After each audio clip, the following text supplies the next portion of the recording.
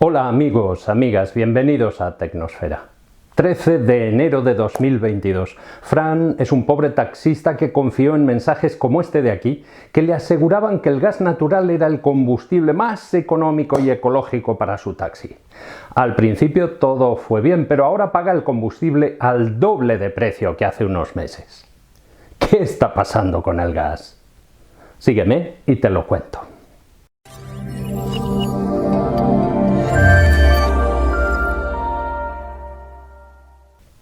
Lo que está pasando con el gas es una prueba de que en el mundo de la energía las leyes del mercado no funcionan como nos han querido hacer creer. Se suponía que la oferta y la demanda se regulaban mutuamente, ¿no?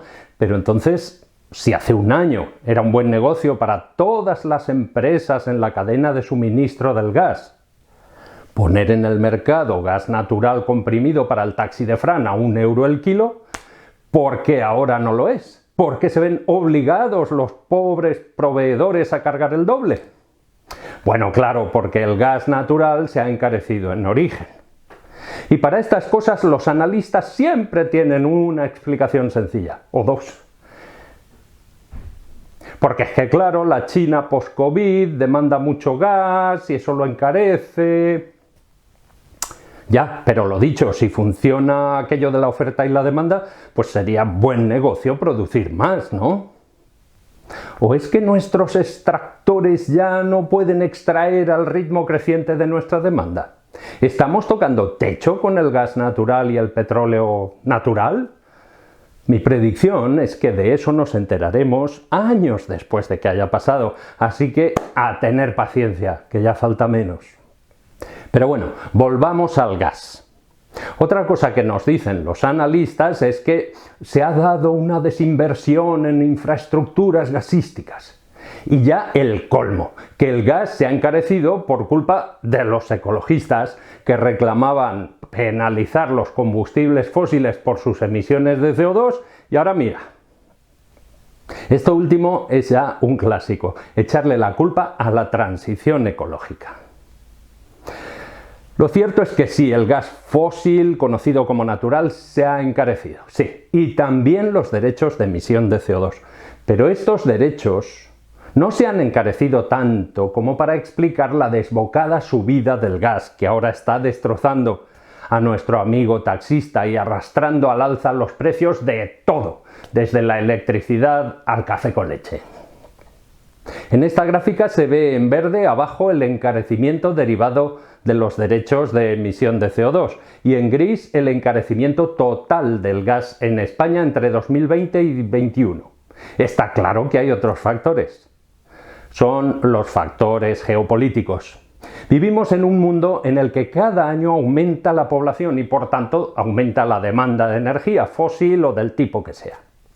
Y es un mundo en el que la energía fósil la concentran unos pocos territorios gobernados a menudo por déspotas impredecibles. En esas circunstancias, depender masivamente de esos fósiles combustibles como dependemos en toda Europa es una invitación al desastre. Por cierto, y hablando de déspotas, estos días hemos asistido con estupor al inicio de la última guerra ordenada por Vladimir Vladimirovich Putin en Ucrania. Esta es una guerra injusta y absurda, como todas las guerras, pero ya ha ocurrido. Y todos los analistas se aprestan a advertirnos que el gas se encarecerá aún más, incluyendo los propios ministros rusos que no disimulan su uso como arma geopolítica. Pero lo cierto es que a Putin no le hace falta una guerra para encarecer el gas europeo. Hace más de 3 lustros que arrastra su chantaje a Ucrania. Y más recientemente, desde 2014, coincidiendo con su ocupación del este de Ucrania, lleva ya tiempo cerrando los grifos hacia el oeste, cuando le conviene. Y se lo puede permitir porque puede abrir más los grifos hacia Oriente.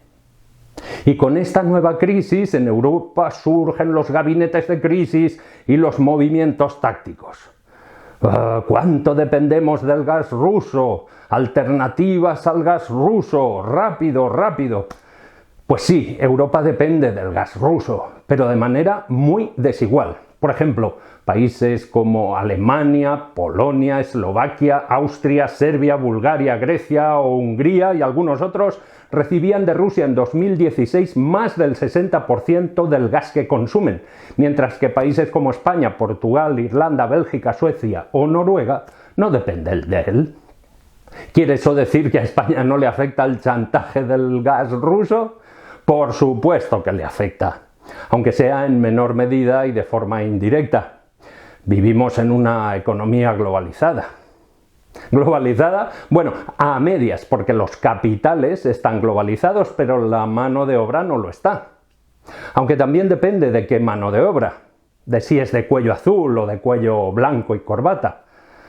Que se lo pregunten al ex canciller alemán Gerhard Schröder, que es jefe del Consejo de Supervisión de la petrolera estatal rusa Rosneft, que además tiene un alto cargo en la empresa del gasoducto Nord Stream y que recientemente fue seleccionado para entrar en el consejo de la gasista Gazprom.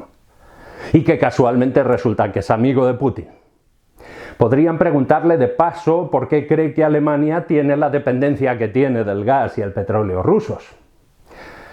Y Schröder no es el único. Exjefes de gobierno de Finlandia, de Italia, de Francia y varios de Austria también ocupan altos cargos en empresas oligopolísticas rusas. Con la invasión rusa de Ucrania, muchos han dimitido de sus jubilaciones doradas al otro lado de las puertas giratorias. Pero no Schröder todavía, ni el ex canciller austriaco Schüssel, que dice que como él es parte del consejo de Lukoil, y Lukoil cotizaba en la Bolsa de Valores de Londres y no es una empresa pública, pues que no hace falta que dimita. Vaya morro. Lo dicho, la globalización. La globalización mal entendida. De modo que sí, a España también le afecta la guerra de Ucrania. Nadie se libra de los mercados de futuros.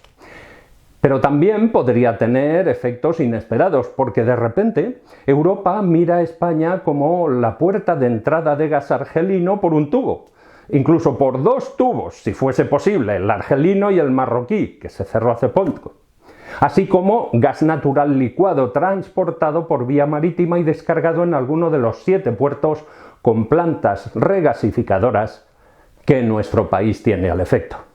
De modo que los cortoplacistas podrían pensar que España tiene una gran oportunidad de aumentar su influencia táctica en Europa.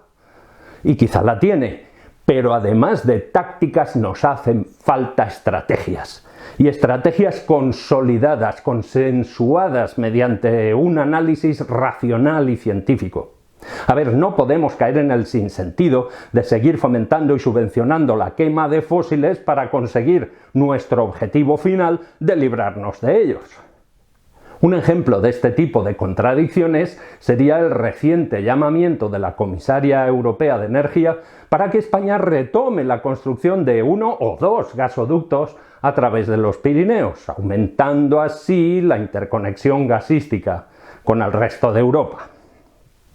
Kadri Simpson se refería al gasoducto MidCat entre el Midi francés y Cataluña, un proyecto que volvería a tener el estatuto de PIC, proyecto de interés común, después de habérselo quitado cuando los reguladores español y francés lo dejaron caer ante la oposición de una parte de la ciudadanía. Pero no te pierdas esto, el gasoducto tendría que estar operativo entre 2029 y 2030. ¡2030! 2030 es el año para el que deberíamos haber consolidado nuestra transición a la sostenibilidad. No digo yo haberla acabado, pero sí consolidado. A ver, el gas natural pudo jugar un papel importante como combustible de transición, pero eso fue hace lustros. Hoy toca ir dejándolo atrás, junto con otros fósiles también muy naturales como el carbón y el petróleo. Debemos hacerlo para irnos deshaciendo de nuestra dependencia energética. Y no va a ser fácil ni rápido. Y sufriremos por no haberlo abordado antes de forma más paulatina. Pero lo tendremos que hacer. Si la emergencia climática o la esquilmación de petróleo y gas no son suficientes, quizá la necesidad de asegurar la seguridad del suministro de energía acabe de convencer a los decisores políticos de que ahora es el momento, de que hemos llegado al punto de no retorno. Pero ¿en qué dirección habría que remar? Podemos sustituir los 31.000 millones largos de metros cúbicos de gas natural que consumimos al año en España por otra cosa de la noche a la mañana. La respuesta a la segunda pregunta obviamente es que no, pero la importante es la respuesta a la primera. Tenemos que acelerar la transición. Y no es una respuesta única, sino muchas. Hay que avanzar en muchas direcciones. Para empezar, podríamos considerar el ahorro y la eficiencia energéticos. Y no es solo evitar poner la calefacción o el aire acondicionado a tope. Debemos también recordar la importancia de un buen aislamiento térmico de nuestras casas, la construcción de edificios pasivos, la calefacción solar. Otra línea de acción es el uso de electricidad renovable en combinación con el almacenamiento y la electrificación de transporte y calefacciones. Recordemos aquí que la eficiencia de la aerotermia con bomba de calor es muy superior a la de cualquier combustión. Y recordemos también cuántos tejados, naves industriales, aparcamientos o autopistas quedan por decorar con paneles fotovoltaicos en nuestro país. Y ya, si no hay más remedio, para los casos en que sea necesario seguir quemando, quizá para el taxi de Fran, pues pasemos del gas fósil a los gases renovables, que los hay. Sí, existen, aunque en España están en mantillas. Otra dirección en la que remar, el biogás. Es gas metano como el gas natural, con algo de CO2, pero en lugar de fósil se produce por la descomposición anaeróbica de residuos orgánicos. En nuestro país vamos muy lentos con el desarrollo de biogás. Otros gases renovables son el gas de síntesis, obtenido a partir de biomasa forestal, y el hidrógeno verde, que se produce por electrólisis del agua con electricidad renovable y que por tanto se puede incluso considerar como una forma de almacenamiento a largo plazo gracias a la conversión reversible entre hidrógeno y electricidad. En todo caso, ya decíamos que no podemos prescindir del gas natural de la noche a la mañana, como tampoco del petróleo.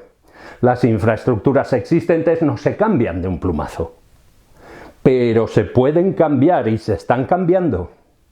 Por una parte, de arriba abajo, con grandes medidas institucionales que hasta la fecha yo calificaría de tímidamente ambiciosas.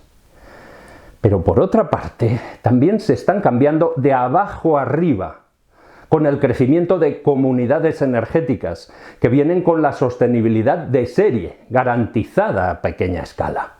Pero es una escala que puede crecer fácilmente al tamaño de ciudades como Vitoria, por ejemplo, que quiere ser una de las primeras 100 ciudades europeas neutras en carbono. Este desarrollo desde abajo, social, podría permitir el crecimiento de una red de redes que consolidase un sistema híbrido entre el centralizado tradicional y el distribuido, que me permite total independencia energética en mi casa, por ejemplo. Ahora quizá puede parecernos imposible cambiar tan radicalmente, pero a nuestros nietos les parecerá mentira cómo podíamos pensar que quemar gas fósil en el taxi de nuestro amigo Fran, o petróleo fósil en el de la mayoría de sus colegas, pudiese ser considerado ecológico. Hasta pronto.